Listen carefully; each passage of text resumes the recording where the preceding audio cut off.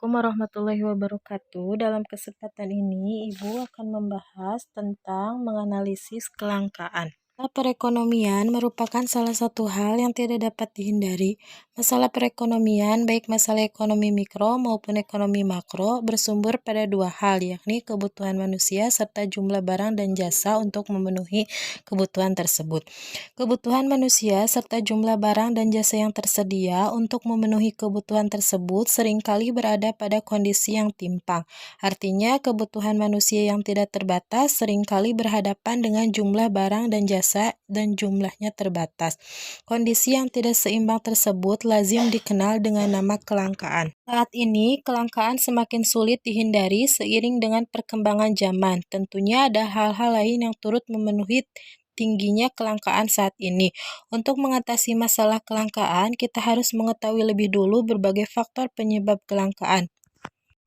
Maka dari itu, kelangkaan merupakan kondisi ketika sumber daya ekonomi terbatas untuk memenuhi kebutuhan, sedangkan kebutuhan manusia tak terbatas.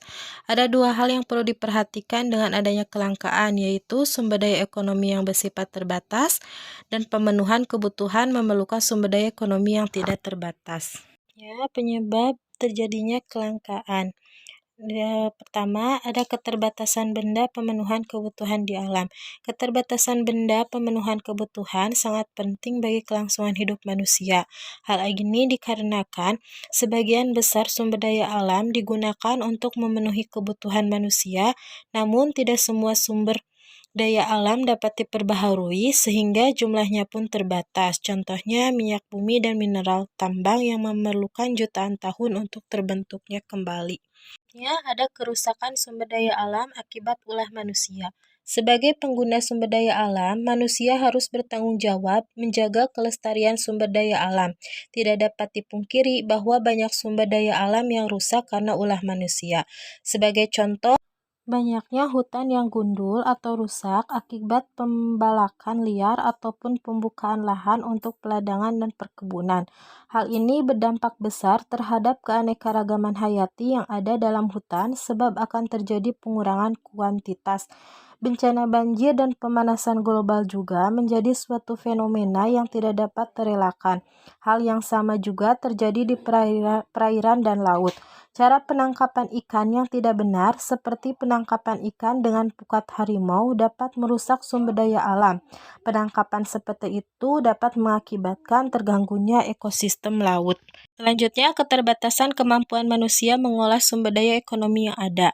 Manusia memiliki keterbatasan untuk mengolah sumber daya ekonomi. Keterbatasan ini disebabkan oleh rendahnya penguasaan teknologi dan kurangnya modal.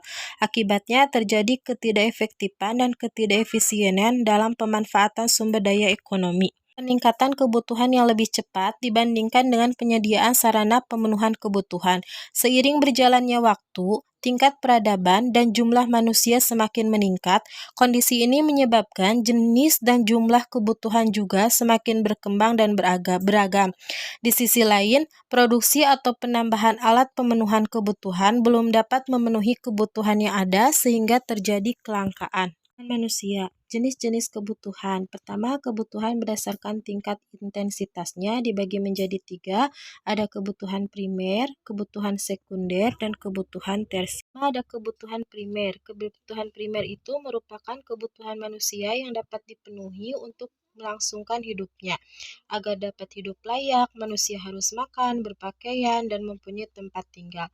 Kebutuhan primer sering juga disebut sebagai kebutuhan alamiah atau kebutuhan utama.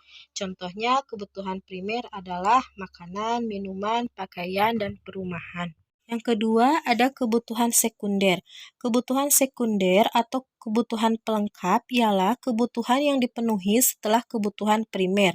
Selain kebutuhan sandang, pangan, dan papan, manusia juga memerlukan kebutuhan lainnya seperti alat transportasi, perlengkapan untuk mendukung pekerjaan mereka, atau perkakas rumah tangga. Terakhir, Kebutuhan tersier. Kebutuhan tersier ini merupakan kebutuhan yang dipenuhi setelah kebutuhan primer dan sekunder terpenuhi. Kebutuhan tersier merupakan kebutuhan yang bersifat mewah. Umumnya tujuannya pemenuhan kebutuhan ini adalah untuk menaikkan status sosial. Sebagai contoh, penggunaan mobil mewah bukan lagi bertujuan menjadi sarana transportasi, tetapi melainkan untuk menunjukkan status sosial. Penggunaan perhiasan mahal atau tinggal di apartemen mewah juga dapat menaikkan status sosial pemiliknya. Jenis-jenis kebutuhan yang kedua yaitu kebutuhan berdasarkan subjek yang membutuhkan. Dibagi menjadi dua, ada kebutuhan individu dan kebutuhan umum. Kebutuhan individu merupakan kebutuhan yang berhubungan dengan berbagai individu yang berbeda. Sebagai contoh, seorang petani membutuhkan cangkul, benih, traktor, dan alat pertanian lainnya. Di sisi lain, guru membutuhkan alat tulis, alat peraga, buku referensi, modul, dan perangkat mengajar lainnya. Ada kebutuhan umum. Kebutuhan umum ini merupakan kebutuhan yang berhubungan dengan masyarakat atau sering disebut dengan kebutuhan sosial.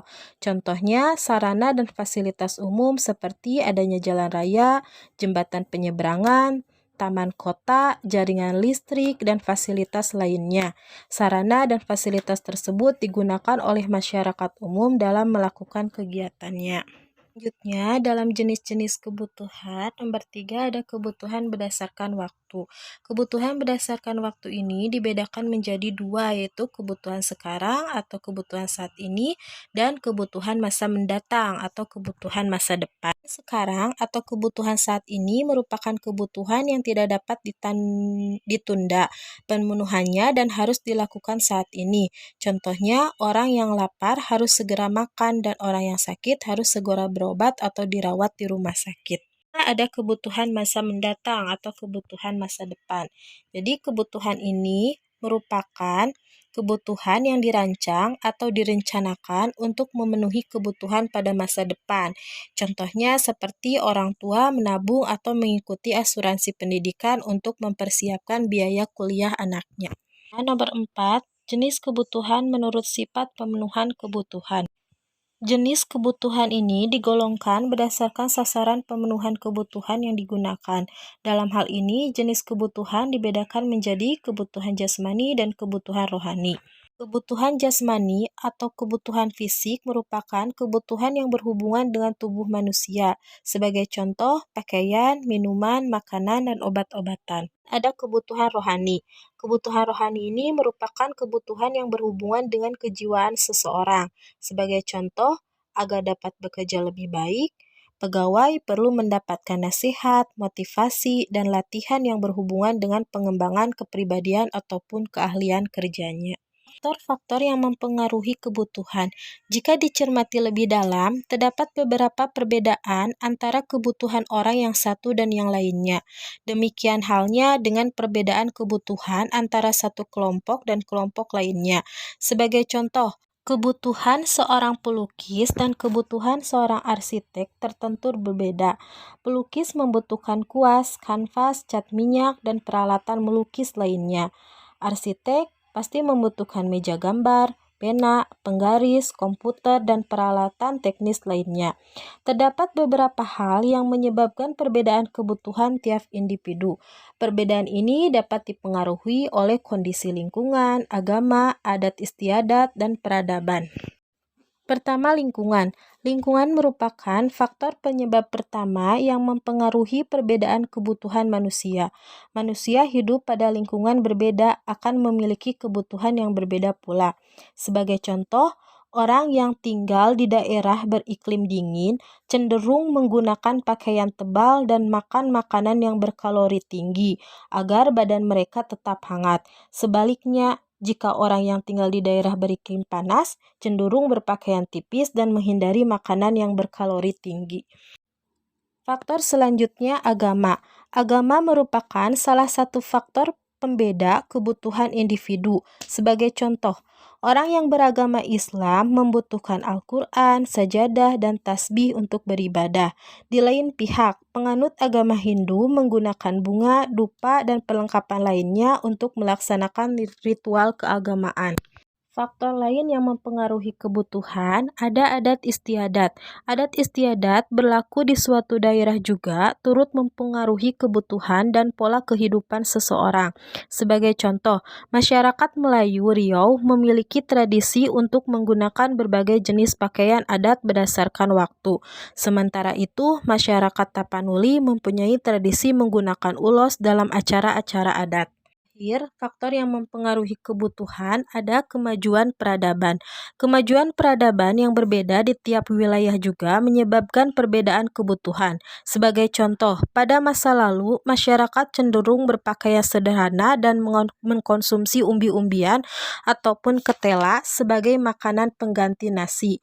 Contoh lainnya, pada tahun 1980-an, sarana komunikasi di Indonesia masih terbatas pada telepon rumah dan surat. Saat ini, masyarakat Indonesia dapat berkomunikasi dengan menggunakan telepon seluler dan internet. Baiklah anak-anak, demikian materi tentang kelangkaan yang dapat Ibu sampaikan. Wassalamualaikum warahmatullahi wabarakatuh.